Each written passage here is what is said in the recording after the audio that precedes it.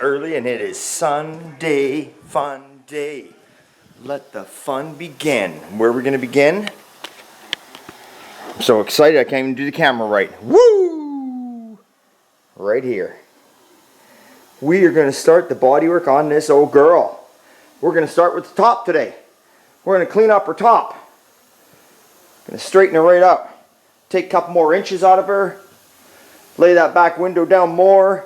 Maybe take it out, put like a circle, one of those circle windows in there, you know, maybe a pair of those ones that are shaped like spades. Put those in there.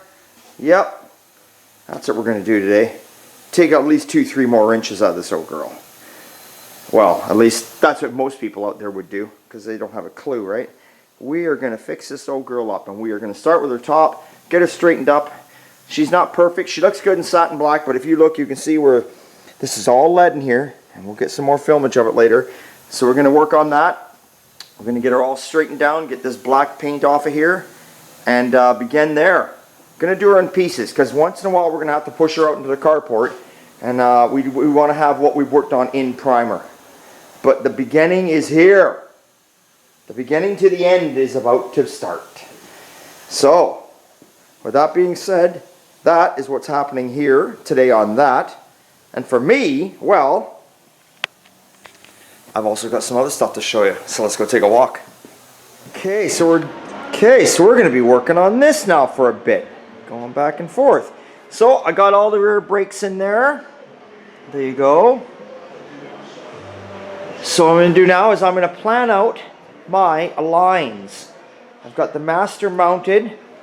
Starting to play with my lines. I put my residual valves in. You usually put these in when your master cylinder is lower or even with your wheel cylinders. You put these valves in here. So I've kind of started. I'm just pre-mocking up the lines and they'll come off again. And, you know, then I'll mount them properly. But I'm just playing right now. So what I need to do is I need to figure out, because my steering box goes here, I need to get my box mounted in here, just for now, to figure out exactly where I need to bend and fit this line. My front shocks came in, so I can put my front shocks on today. And yeah, it's looking good. Here's my steering column with my box on it, had it all rebuilt. You can see I got it masked off because we were painting some of my parts the other day. There is my body color. Now see in the light how it looks blue? How can I turn this camera? It's gonna... Anyway, if you see here, see how it looks almost black. Anyway, so I'm going to grab some parts and pieces and we're going to start playing here. Oh, and I forgot, big time. You know what else is here? Let me show you. Nice little 67 327 factory 275 horse, being rebuilt, should be damn close to 400 horsepower. It's got the Comp Extreme Energy 274 cam. Took the block 30 over. Nice new pistons. Everything is... Basically, the only thing we used here was the engine block and machine the crank. Everything else is brand new in this baby. So there she is, all wrapped up. Just waiting for me to take it and paint it. Awesome. Can't wait. Engine is home. Okay, so I kind of... I didn't bolt and nut my steering box in, like I said, because the box and the column are all one piece. In order to get, I can't put the body on with that in here. So I'm just trying to mock up my brake lines around it. So I just put the bolts through it. It gives me an idea where the brake lines are going. I've mounted the front shocks on. They're on for good. There they go. Front shocks are the short shocks, SoCals. And what I also did was I was digging through all my parts. These are my original headlight brackets, extensions, whatever you want to call them. And I knew somewhere I had another set of these. And of course, guess what the other set is? Chrome. How beautiful is that? They're brand new. They're just dusty. Now I'm not putting those on today. But I was only wondering where they were because...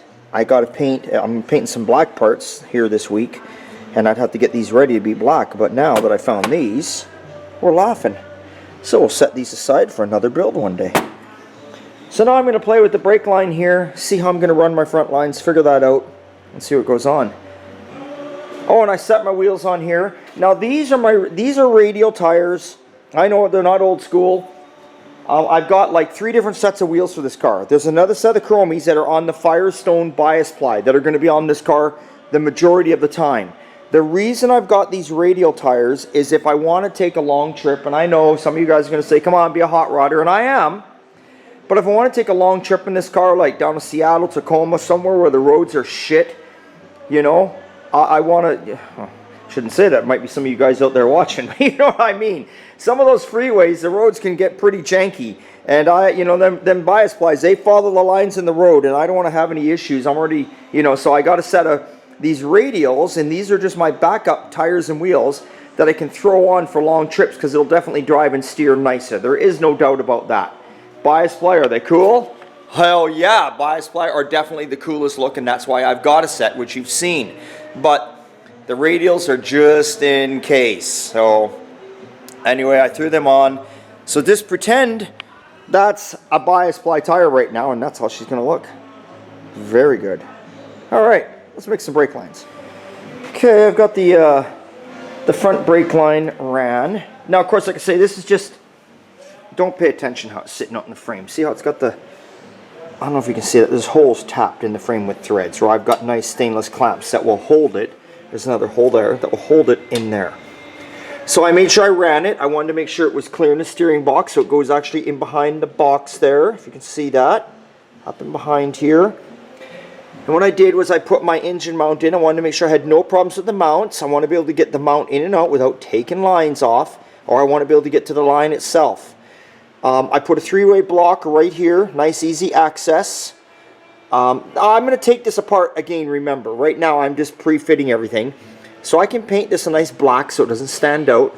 Or I can leave it, whatever. I'll decide when time comes. So I got my little line. My line coming from the up from the master. And then this is running to my brake over there. And then I've ran this one along the frame here. Again, there's holes to mount it. Up inside the frame.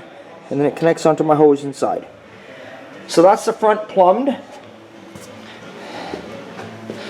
Kind of tucked. The residual valve for that one is kind of tucked up in here. If you can see, down where my brake pedal is. Not near nothing. So then we've ran our back line. We're coming up, and here's my hose. So I found this, well, you know, you go to the parts store, you figure it out. We've got a hose here that works. And this, now if I can get the right tube to go in there, you know, right there, you got a breather that goes into your diff. That'll go there, and that'll let me run my lines right off of that. So I'm going to go dig around through my shit now, see what I can find. Because this diff, the breather it had, was really short, maybe like this long, and obviously now we need one way longer to go through there. If I can't figure that out for a breather right now, what I'll do is jam a bolt down in there, at least run the lines, then take the bolt back out, but at least I can get the lines ran. Then everything's good. Like I say, it's got to come back apart because I got to take the master off and bench bleed it first and go from there. Or I could leave the master on actually, just disconnect the lines and bleed it right here because the pedal assembly's in there. So I can do that too. Either way. And then the column's got to come, but the steering column's got to come back out. I'll leave it in here for now. It's not in my way, it's out of the way. But she's coming along nicely. So I'm quite happy with that. I think that looks good. This front brake line, you won't see when the engine's in there. Everything's tucked in. The only thing, like I say, you're going to see is just that little 3-piece splitter there, which I can paint black all day long. Excellent. So we will keep playing. Okay, so I found me just a 3/8 fine thread bolt just to hold the hose in place for right now, so I can make the lines up across here. But before it gets too late in the day, let's go take a look at Terry's car, because I have to get his car. I had to push it outside, not in the weather though. Because as you can see, I've got my engine lifted up. Going to be painting my engine today too. I got a lot on the go today. So let's go take a look at Terry's. See what's happening. Now for those of you who are going to ask me on the weekly ones, I see the 54 Ford still here. The rocker actually has come in. I got to go pick it up. Just didn't want to start on that little 54 Ford till I had the rocker panel. So I'm going to be starting on that, not this week, but next week, starting on that. Putting the rocker in and then starting the bodywork on it. Anyway, Terry's car outside. Double, tripled, masked all these windows because I am not taking these windows out. Start sanding her down.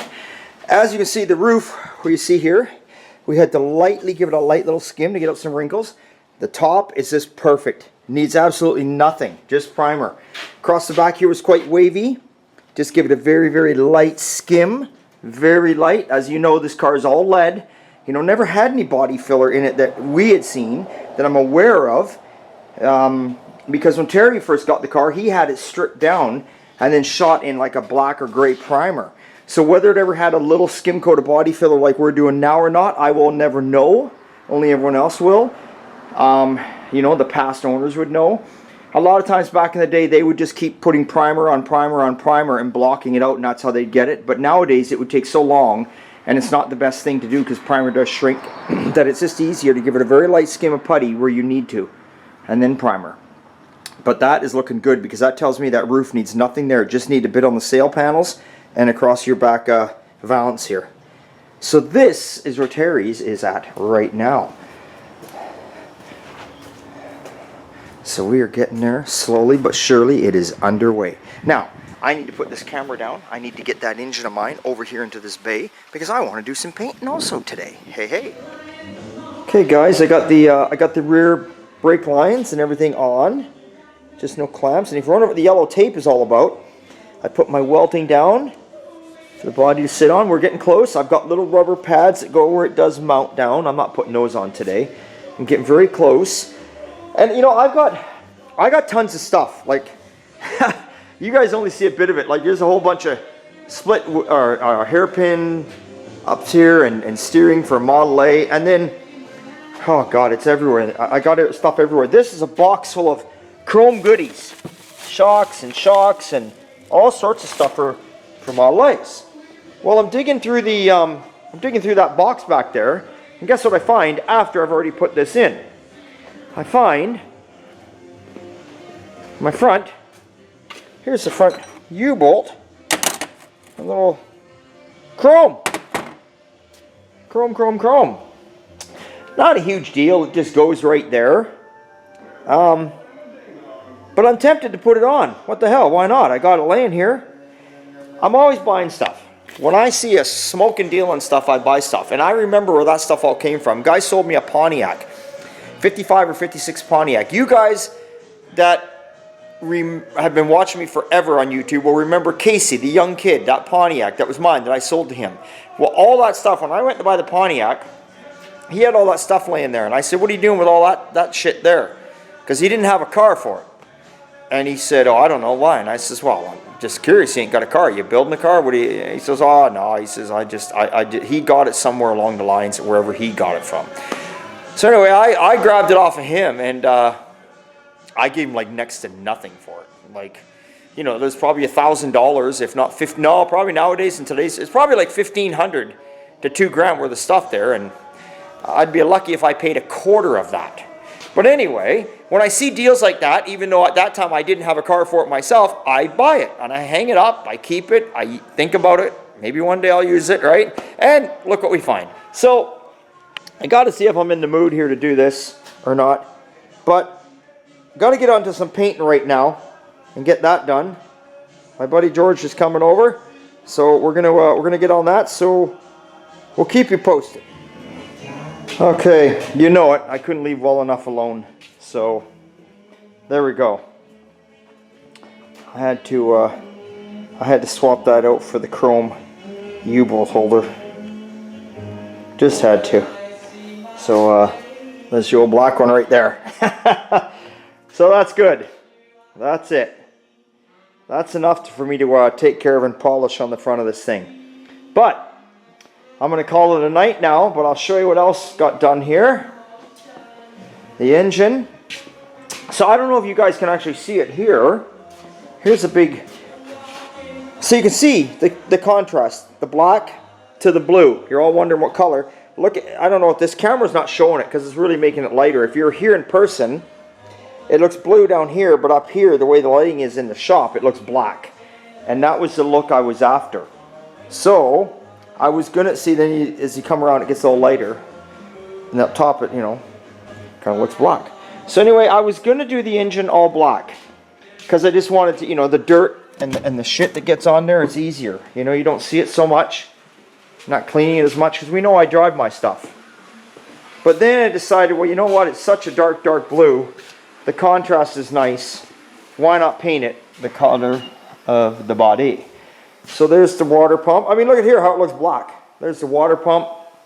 There's our zips thing to move our water pump up. And there's our block. All nicely painted. All the holes plugged off, taped up, covered up. Don't want to get no paint down anywhere. There it is. So now tomorrow morning I'll move this over into the other side, leave it sit up till next week.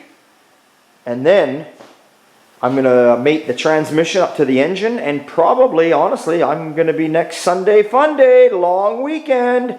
I'm going to be putting the engine and the transmission in my car. Oh yeah. That's going to be so cool. Then I got to figure out what I'm going to do for headers. I haven't got that figured out yet. So, but I'm so happy of how this is looking. And honestly, I don't care if the car doesn't see the road this year. The weather here, down here, has just been the shits. It's raining every goddamn day. It's middle of May. My furnace is still on. It's fucking cold and damp out. It just sucks.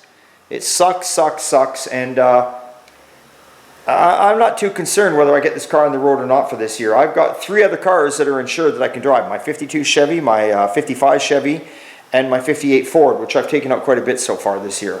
Probably, I don't know, I've had it, well, not quite a bit, but I've had it out 5 or 6 times, you know. So I'm not worried.